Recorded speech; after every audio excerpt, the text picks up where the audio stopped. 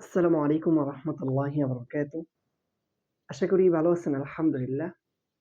আজকে আমি ভিন্ন একটা বিষয় নিয়ে আপনাদের সাথে আলোচনা করব। আপনারা শুনবেন, অবশ্যই শুনবেন। শুনলে আপনাদের অনেক ফায়দা হবে। আর যদি না শোনেন গুরুত্বপূর্ণ একটা জিনিস বা একটা বিষয় মিস করবেন। ১ম এ আমি আপনাদেরকে একটা স্ট্যাটাস পড়ে শোনাচ্ছি আজকে। এটা সকালে দিয়েছিল কিন্তু আমার পর্যন্ত পৌঁছাতে একটু লেট হয়েছে। কারণ আমি আজকে এত বেশি অনলাইনে আসতে পারিনি ব্যস্ততার কারণে। আ মোহাইমিন পাটোয়ারি বলে একজন ব্যক্তি আছে। যিনি কিনা অনলাইন অ্যাক্টিভিজম দের মধ্যে আমাদের কওমি অঙ্গন থেকে না বা জেনারেল থেকেই। উনার একটা পোস্ট আমি আপনাদেরকে আগে পড়ে শোনাই। তারপরে উত্তর দিচ্ছি। বাংলাদেশের ইতিহাসে যত ব্যক্তি গুরুত্বপূর্ণ অবদান রেখে গেছেন, তার সিংহভাগ এসেছে জেনারেল লাইন থেকে। ১ নাম্বার পয়েন্ট। এমনকি বর্তমান সময়ের তরুণ নেতৃত্বে জ্ঞানের রাজনীতির কিংবা অ্যাক্টিভিজমের জগতে প্রায় সকলেই জেনারেল। এমনকি যারা ইসলামী অঙ্গনে কাজ করছে আসিফ আদনান, শামসুল আরেফিন শক্তি, ডক্টর সারোয়ার, অ্যাক্টিভিজমদের জগতে কাজ করা হাদি, আসিফ মাহতাব উৎস, স্ট্র্যাটেজি ও ব্যবসায় সোহাগ ভাই, তরুণ নেতাদের মধ্যে হাসানাত, সাদিক কায়েম সহ লেখক, গবেষক সহ বরেণ্য ব্যক্তিদের মূল ধারা উঠে এসেছে জেনারেল থেকে। মাদ্রাসাতে যেই শতাংশ যেই শতাংশ ছাত্র সেই তুলনায় গুরুত্বপূর্ণ ব্যক্তি তৈরির ক্ষেত্রে অনেক পিছিয়ে। এর কারণ হিসেবে আপনি কি মনে করেন? পোস্টটা করেছেন মোহাইমিন পাটোয়ারি। ১ম উনি একটা কথা বলেছেন, বাংলাদেশের ইতিহাসে যত ব্যক্তি গুরুত্বপূর্ণ অবদান রেখে গেছেন তার সিংহভাগ এসেছে জেনারেল লাইন থেকে। আচ্ছা, আমি এই বিষয়টা নিয়ে এত বেশি কথা বলব না। কারণ এত বেশি কথা বলা বা এটা নিয়ে তর্ক-বিতর্ক করা এই জিনিসটা হচ্ছে আমি মনে করি বা এই বিষয়টা যিনি উঠিয়েছেন ওনার জ্ঞানের ত্রুটি, ওনার জ্ঞানের কমতি তাই উনি পেশ করেছেন। ওনার জানার কমতি বা ওনার পড়াশোনা বা এডুকেশন এ অনেকটা ঘাটতি রয়েছে। আমি যতটুকু মনে করি। এই বিষয়ে। অন্য বিষয় থাকতে পারে কিন্তু এই বিষয়ে।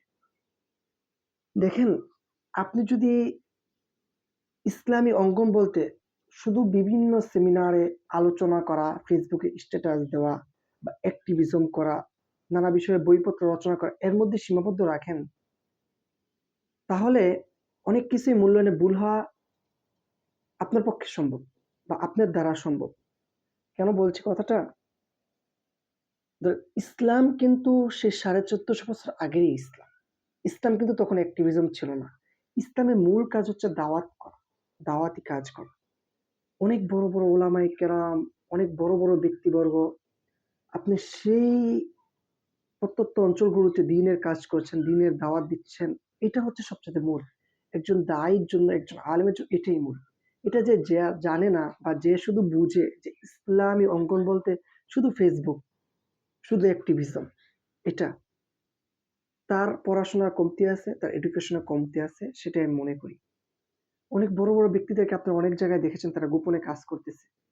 আমি আপনাদেরকে এরকম উদাহরণ দিলে শত, শত উদাহরণ দিতে পারবো। কিন্তু উদাহরণ দিয়ে ভিডিওটা বড় করতে চাচ্ছি না।